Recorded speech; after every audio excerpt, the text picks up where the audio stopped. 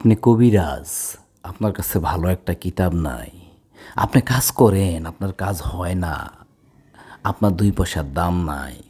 রুগী আপনার কাছে আসবে না। দেখতাছেন শয়তানের বাইবেল, পৃথিবীর নিষিদ্ধ কিতাব।